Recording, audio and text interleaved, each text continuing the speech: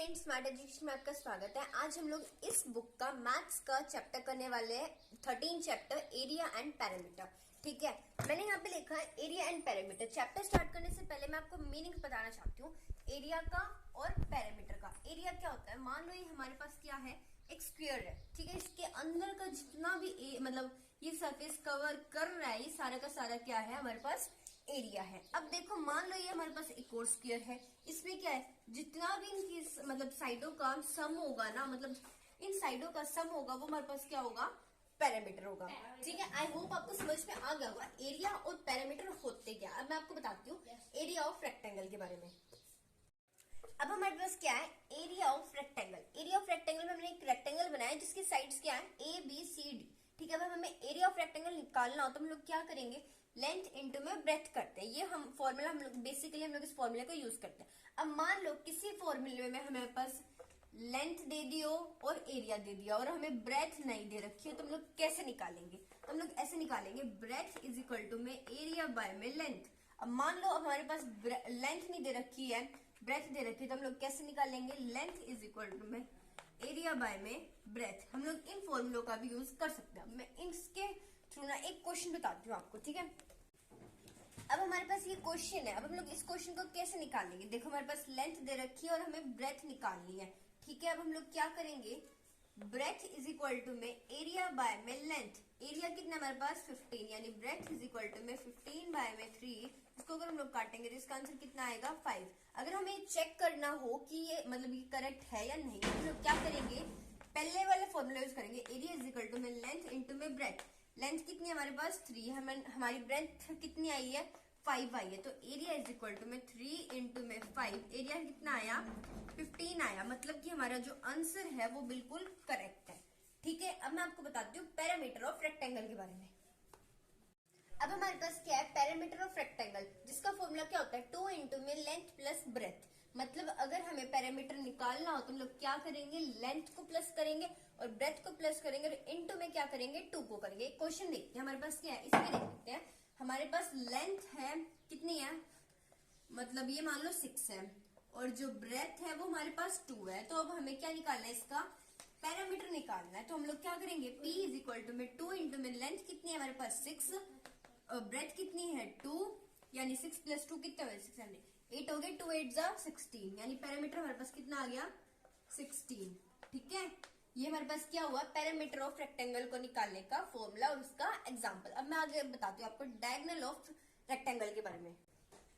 अब हमें diagonal of rectangle निकालना है तो हम लोग उसका फॉर्मूला, सबसे हम लोग ये जानते हैं कि डायगोनल होता क्या है। ये हमारे पास रेक्टेंगल है, अब जो इसके बीच में हम लोग एक परपेंडिकुलर खींच देते हैं ना, और एक और हम यहाँ पे खींच देंगे, तो जो ये लाइंस यहाँ पे मेट करेंगी, ये हमारे पास क्या है, डायगोनल्स है। ठीक है, तो इसका फॉर्मूला क्या होगा, लेंथ का स्क्वायर और ब्रेथ का स्क्वायर और क्या होगा ऊपर से स्क्वायर रूट। अब एक एग्जांपल बताती हूँ मैं आपको, एक बार मैं फिर से बताती हूँ कि डायगोनल होता क्या है। ये हमारे पास रेक्टेंगल है, रेक्टेंगल के बीच में अगर हम लोग ये परपेंडिकुलर्स खींच रहे हैं, इनके बीच में जो ये पॉइंट मीट आउट कर रहा है, हमारे पास क्या है, डायगोनल है। अब हम लोग क्या करेंगे, इसका फॉर्मूला मतलब मैं इसका एग्जाम्पल बताती हूँ। हमारे पास क्या है, लेंथ हमारे पास कितनी है 2 है, ब्रेथ हमारे पास कितनी है, ये मान लो कि 3 है, तो हमें क्या निकालना है, डायगोनल निकालना है। तो लेंथ का लेंथ मतलब 2 का स्क्वायर प्लस में 3 का स्क्वायर इज इक्वल टू में 2 का स्क्वायर कितना होता है 4 प्लस में 9 इज इक्वल टू में इसका आ गया मतलब 13 इज इक्वल टू में, ये हमारे पास क्या आ गया,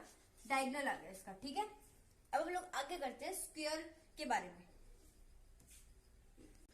अब हमारे पास क्या है, एरिया ऑफ स्क्वायर। ये हमारे पास स्क्वायर है, क्या है, मतलब इसकी साइड कितनी है, ए बी सी डी है। अब इसका अगर हमें एरिया ऑफ स्क्वायर निकालना हो तो इसका एरिया ऑफ स्क्वायर निकाल रहे हैं ना, तब हम लोग क्या करेंगे, इसका साइड का स्क्वायर करेंगे। तो मान लो अगर हमारे पास इसकी जो साइड्स है ना, ये ए है, ये मतलब चलो ये छोड़ो, अगर मान लो या हमारे पास यहाँ पे 2 2 2 2 दे रखी है, इसकी साइड मतलब चारों की साइड ना 2 है, तो अगर हम इसका एरिया निकालना तो हम लोग क्या करेंगे, सबकी साइड सेम है, तो हम लोग क्या करेंगे, 2 का स्क्वायर कितना हो गया हमारे पास 4, ये हमारे पास क्या होगा, एरिया ऑफ स्क्वायर हो गया, बस सिंपल। अब हम लोग आगे करते हैं पैरामीटर ऑफ स्क्वायर के बारे में।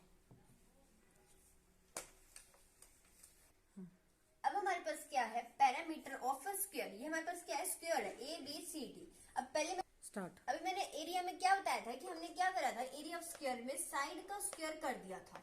ठीक है, अब हम लोग इस वीडियो में क्या करेंगे, मतलब इसमें क्या करेंगे कि जो इसकी जितनी भी साइड्स होंगी, मान लो इसकी हम लोग 3 ले लेते हैं, ये सारी इसकी साइड्स है, तो हम लोग 4 को है ना मल्टीप्लाई कर देंगे इसकी साइड से, यानी कितना आ गया हमारे पास 12, इसका आंसर आ गया, यानी मतलब ये हमारे पास क्या है, इसका पैरामीटर।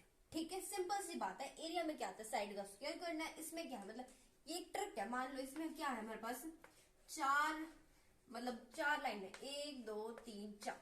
अब इन चारों से ना इसके साइड को मतलब 4 को मल्टीप्लाई कर देना है इसकी साइड से। ठीक है, अब हम लोग आगे करते हैं स्टार्ट।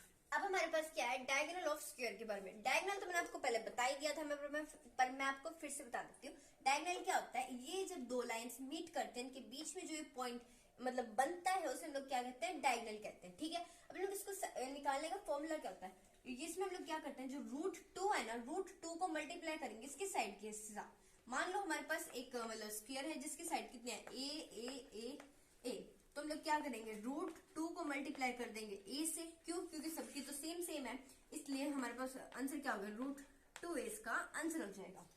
डन, ये हमारे पास क्या था, डायगोनल ऑफ स्क्वायर। अब हम लोग करते हैं पाइथागोरस थ्योरम।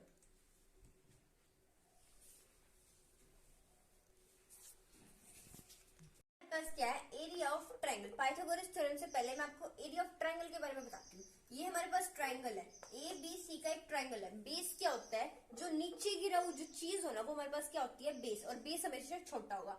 जो खड़ी हुई होगी, मतलब ये जो खड़ा हुआ है, ये हमारे पास क्या है, परपेंडिकुलर। अब ये जो हमारे पास क्या है, ये हमारे पास क्या है, हाइपोटेन्यूज है। ठीक है, अब इसको याद करने की एक ट्रिक है। मान लो हम लोग एक झूले पे झूलते हैं, स्लाइडिंग वाला झूला तो सबने झूला ही होगा। जब हम लोग उस पर चढ़ते हैं, वो क्या हमारे पास परपेंडिकुलर है, और जब हम उससे स्लाइड होकर आते हैं, तो वो हमारे पास क्या होगा, हाइपोटेन्यूज। जब हम लोग उसके मतलब इस झूले से हम लोग यहाँ से उतरे, यहाँ से लेके इसकी सीढ़ियों तक का रास्ता क्या हो गया, हमारे पास बेस हो गया। ठीक है, इस ट्रिक से आप इसको याद कर सकते हो। अब हमारे पास क्या है, एरिया निकालने का फॉर्मूला क्या है, 1/2, मतलब इसका हाफ, ये इसका बेस और ये इसकी हाइट, इसको हम लोग क्या करेंगे, मल्टीप्लाई। तो ये हमारे पास क्या आ जाएगा, एरिया ऑफ ट्रायंगल। अब मान लो हमारे पास एक ट्रायंगल है जिसका बेस है ना 3 है, मतलब, और हाँ, हमेशा जो हाइपोटेन्यूज होगा ना, हाइपोटेन्यूज है ना परपेंडिकुलर के और बेस का जो सम होगा उसका सम होगा। मान लो कि यहाँ पे हमारे पास क्या है, यहाँ पे अगर 2 है ना, मतलब ये मान लो यहाँ पे 2 है और यहाँ पे 1 है और यहाँ पे 3 है, तो जब हम लोग इन दोनों को प्लस करके जो हमारे पास आंसर आएगा वो इसके इक्वल आएगा। तो मान लो बेस हमारे पास कितना है, 2 है, हाइपोटेन्यूज कितना है, 3 है, तो 1 में 2, 2 इंटू में 3, तो 2 से 2 कट गया, तो इसका एरिया कितना आ गया, 3। ठीक है, अब मैं बताती हूँ पाइथागोरस थ्योरम के बारे में। अब हमारे पास क्या है, पाइथागोरस थ्योरम है। पाइथागोरस थ्योरम में क्या होता है, एक ट्रायंगल है, मैंने आपको बताया था, अभी बताया था, ये हमारे पास बेस होता है, ये परपेंडिकुलर होता है, ये हाइपोटेन्यूज होता है। अब ये सारी की सारी चीजें कैसे इक्वल होती हैं, जो हाइपोटेन्यूज का स्क्वायर होता है ना, वो किसके इक्वल होता है, परपेंडिकुलर के स्क्वायर के और बेस के स्क्वायर के। और जिसका जो रूट मतलब इसका जो स्क्वायर होता है ना, ये यहाँ पे जाके इनका रूट बन जाता है, तो हमारे पास क्या क्रिएट हो जाता है, ये फॉर्मूला आ जाता है हमारे पास। ठीक है, मान लो हमें एक मतलब एक निकालना है जिसमें हमारे पास परपेंडिकुलर दे रखा है 2 और जो बेस है वो हमेशा मतलब ये मान लो हमारे पास 5 है और बेस है हमारे पास कितना है, 2 मान लो। तो हम लोग इसका फॉर्मूला कैसे निकालेंगे, हाइपोटेन्यूज इज इक्वल टू में परपेंडिकुलर का स्क्वायर मतलब 5 का स्क्वायर प्लस में 2 का स्क्वायर, यानी हमारे पास कितना आ गया 25 प्लस में 4 इज इक्वल टू में √29, इसका क्या आ जाएगा, आंसर आ जाएगा। ठीक है, ये हमारे पास पाइथागोरस थ्योरम। अगर आपको इन सभी टॉपिक में से कोई भी मतलब टॉपिक समझ में ना आए ना, तो मेरे को कमेंट में जरूर बताना, मैं उसको टॉपिक को ना दोबारा करा दूंगी। और जो कल है ना, मैं इन सभी मतलब जो आज मैंने कराया है ना, इन सब के मैं क्या भेजूंगी आपको, MCQs भेजूंगी, जो कि आपको सॉल्व करना है। ठीक है, thank you for watching my video.